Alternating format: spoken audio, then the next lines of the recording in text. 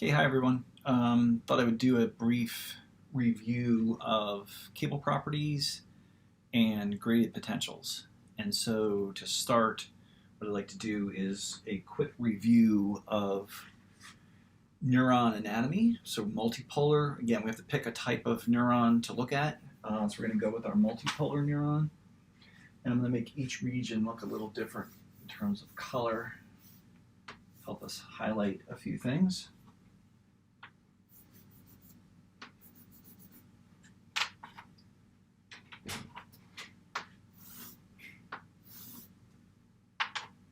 And color I haven't used, blue.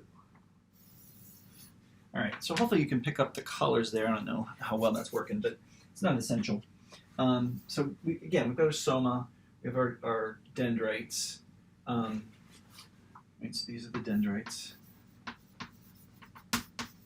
Remember, this is the information in end of the cell, at least for a multipolar neuron. But dendrites in general, wherever they're found, are the information collecting part of a neuron.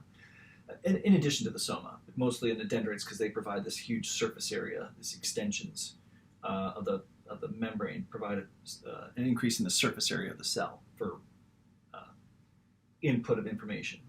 Then we had the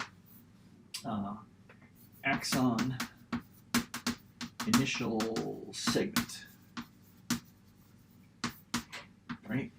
We had said in class that this was the area of the neuron that does the integration, essentially adds up whatever's coming in through the dendrites and soma, and will determine whether or not we get information transmission along axon. Right? Just because there's information coming in here does not necessarily mean that information will be transmitted. Again, that's where we're headed here, is to determine how we get from information in to transmission eventually. And then we have the information out end of the cell at synaptic bulb or synaptic terminals, whatever you want to call them. Right? And that, again, that information out is conveyed in the form of a release of neurotransmitters. So those little circles are vesicles containing thousands of molecules of neurotransmitter. And finally, that would be released onto some postsynaptic cell down here, which would be the target. And again, the distance here is very, very small because we want our neurotransmitter to diffuse rapidly once it's exocytosed, diffuse rapidly to the postsynaptic cell. So we're going to eventually talk about how synapses on this end, right? And again, we could talk about a sensory neuron and have them not be synapses, but be some other type of gated channel, like a mechanically gated channel. But in class, we had talked about how synapses can generate input to this cell and then potentially change the output of this cell to its target cell. Okay, so the first thing we needed to understand, though, was passive cable properties, the passive electrical properties of a neuron. So basically what I'm going to do is I'm going to take a little segment of this or a little segment of this and redraw it. This.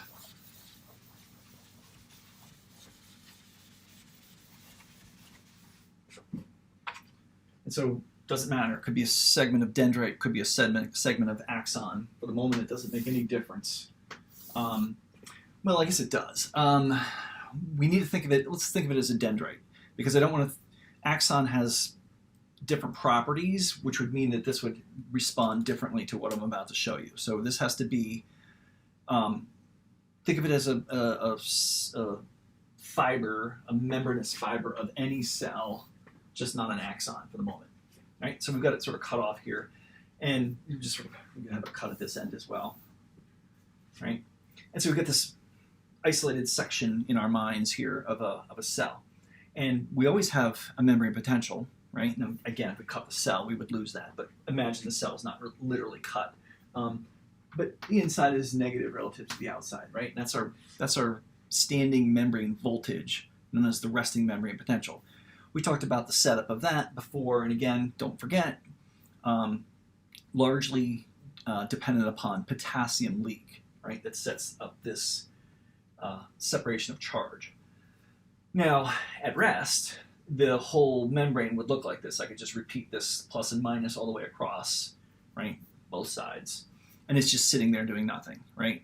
Well, it's maintaining its resting membrane potential, but it's not. There's no change in that voltage. Once we start talking about neurons, we have to start talking about changes in voltage, which is why we talked about gated channels. Because gated channels are channels that can be opened, and when you open a channel, you provide a permeability for that ion to move down its electrochemical gradient. If you get ions moving across the membrane, you have current flow, and current flow will change the voltage that is initially set up here. In other words, we won't be at resting membrane potential anymore. So we just have to start with some sort of change in voltage here, of membrane voltage. And in class, we had a depolarizing current, or if you will, an unpolarizing current, meaning we have to make the inside more positive, right? And to do that, we would allow positive ions to enter, right? Normally that would be sodium or calcium, right? So now we have this sort of high density of positive charge, and it would be right inside the membrane. I'm exaggerating by putting it in the center here, but we would have this high density of positive charge. And as we talked about in class, like charges repel, and so that area of dense positive charge would not just sit there. You would send a wave of energy. And again, if you think about it, this happens at one instant down here, and I can get rid of this if you'd like. Down here, nothing has happened yet, right? And so now, down here, the rest of the membrane, it's still negative on the inside, whereas we just made it positive here. So we have a new voltage, but instead of it being across the membrane, and there may still be a difference across the membrane, but we have a voltage, separation of charge, a voltage, along the inside of the cell now too, right? Where we have positive here and then negative downstream. And so we're going to get current flow because of that. And so we will end up getting current flow. And it could go in any and all directions to anywhere that's still more negative on the inside of the membrane. That's called electrotonic current. So if I were to label that arrow, I would call it electrotonic current. Some people call it local current. Right? And that is passive, right? That's a passive electrical property. Now, what that means is that the membrane potential, right, the separation between inside and outside, will no longer be the same, not only here, but also downstream, right?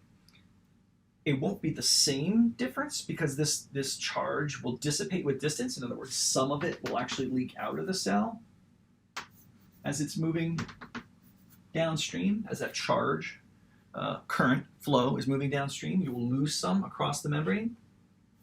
And so if it was a 5 millivolt change here initially, it'll fall to 4, then 3, then 2, then 1, and eventually there will be, you measured the voltage down here, nothing would be measured. Right? That's called electrotonic decay.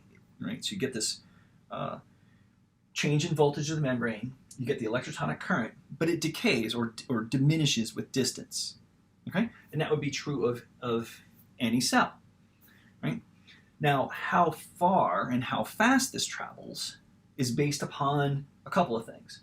It's based upon the resistance to current flow along the cytoplasm of the cell, but it's also based upon the resistance of this leak across the membrane too. And we had labeled those in class, right? So this resistance of the membrane is Rm, and the resistance along, in any direction, along the cytoplasm of the cell is Ri. And really how far and how fast this electrotonic current will travel is based upon or related to the ratio of Rm to Ri, and we call that the length constant. And it has lambda as its symbol. And I don't want to make it equal to because I'm simplifying the equation a bit, so I'm going to make it proportional to. That symbol means proportional to Rm over Ri. And so what that means is that the length constant will be larger, your electrotonic current will travel farther and faster if Rm is large, right? In other words, if we have less leak here, or our eye is small, in other words, if current flows readily downstream, right, then it makes sense that more current would travel more quickly in that particular direction as opposed to out of the cell, right? And so again, faster conducting cells, passive electrotonic conduction, have large length constants, okay? And again, based upon the ratio of those two things, resistance of the membrane, resistance of the cytoplasm of the cell. Okay, that's true of any cell anywhere. Now, let's go back to our neuron and look at the dendrites and those synapses that are generating what we call graded potentials.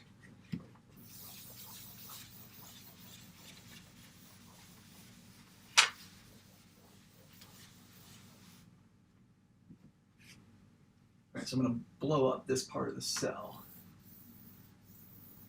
make it a little bit bigger. Don't need the whole thing. Just put a nucleus in there. All right, and now I'm going to add a couple of synapses from other cells. Hopefully you can pick that. I can't, you're very small on my screen, so I can't see if you can tell if you can see that or not. Hopefully you can. And let's have another one coming in here. All right. And again, that would be, this is just the end of neurons that are coming in and synapsing on this neuron. So these are presynaptic cells. This is the synapse, right? So that's presynaptic, presynaptic. This is the cell that comes after the synapse. So this would, in this reference, would be the postsynaptic cell.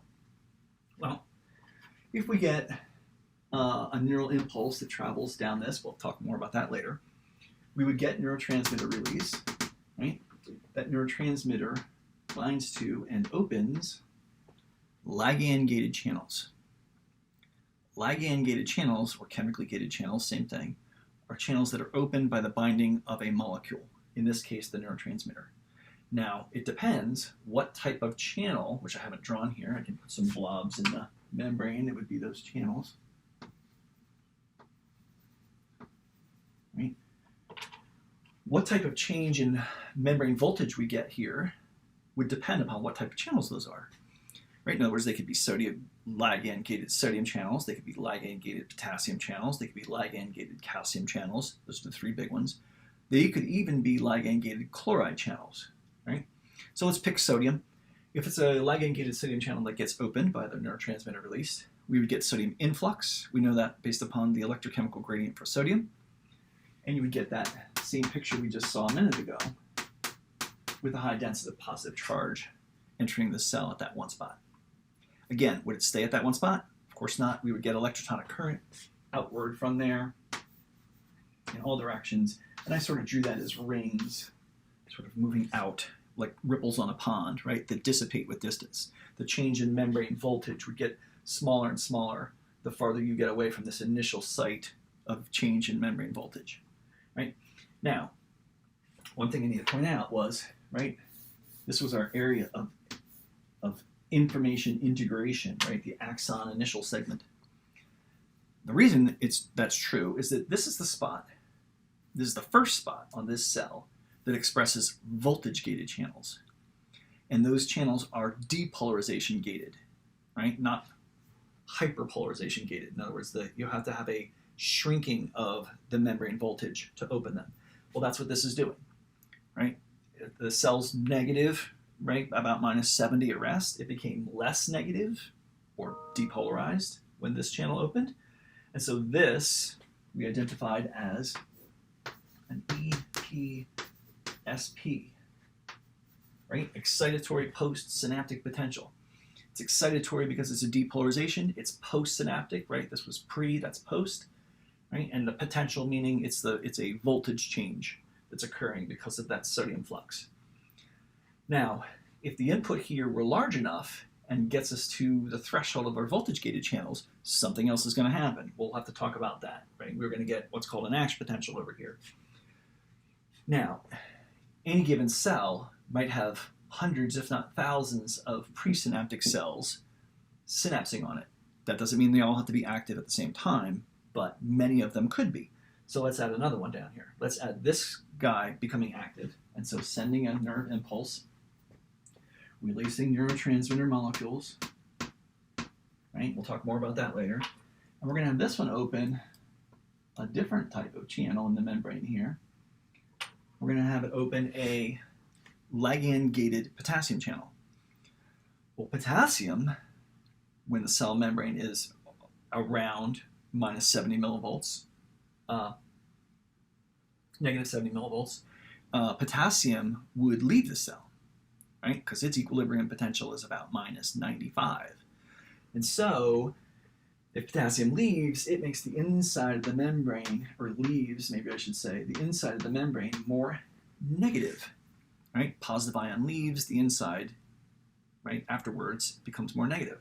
Well, just like the positive ions don't hang around together, the negative ions would also repel, generating electrotonic current, a different direction of voltage change, but similarly electrotonic current, which would also move outward from here in its own sort of waves of ripples on a pond, right? Waves of voltage change that travel, right? And decay rapidly with distance. And so what would be happening if this was active and this was active at the same time, right? Remember we refer to this as inhibitory postsynaptic potential, IPSP, because it is pushing us farther away from opening the depolarization gated channels here, right? Remember, this is not a depolarization. This is a hyperpolarization. So that's actually inhibitory. And so, but if we have these two active at the same time, we don't really know they're, at least to some degree, canceling each other out, right? Now, the reason graded potentials, these are two different graded potentials here. They're called graded because they can be different sizes. There also can be of opposite directionality. In other words, they can be depolarizations or hyperpolarizations. So they do to some degree cancel each other out, but we don't know that they perfectly cancel each other out. Probably don't, because they'd have to be the exact same size and at the exact same moment to sort of perfectly cancel each other out. In addition, they'd have to be the exact same distance away from here, because again, distance makes a difference with regard to how effectively you change the voltage downstream from that initial site. Right? Now, what we're going to talk about in class on Monday is the fact that these guys can add together spatially, as I just described. That would be called spatial summation. We sum them, add them together in space across the surface of the cell. But they can also be added together temporally. In other words, we could shut this one off for a moment and just think about this one. Well, if we had multiple stimuli arriving, one after another, along this particular pathway, then we would release more and more neurotransmitter, open more and more channels, and the EPSP would get bigger and bigger and bigger. Which means, of course, that it would have a larger and larger effect over here. It would be kind of like throwing rock after rock after rock into a pond, and the waves get bigger. And of course, that means farther away, we would have a larger effect on the membrane potential. If that's the case, then we might reach threshold over here, in which case we're going to generate a Nash potential that's going to be become propagated along the axon of the neuron. Okay? Now, keep in mind, we could plug in synapses where the neurotransmitter opens calcium channels, so you need to be able to think about what would happen then, or chloride channels, right? We did sodium and potassium, but make sure you can think about what the voltage change would be if it's a calcium channel or a chloride channel. Again, that's why we did a lot on electrochemical gradients, so that we would understand which way an ion moves under certain circumstances, right? You have to know the electrical and the chemical gradients, and then sometimes you also need to know the equilibrium potential, right? The Nernst potential for those individual ions. Okay, I hope that helps with a bit of review of cable properties and graded potentials. We're going to review that briefly and then move on. We'll be talking about action potentials very shortly.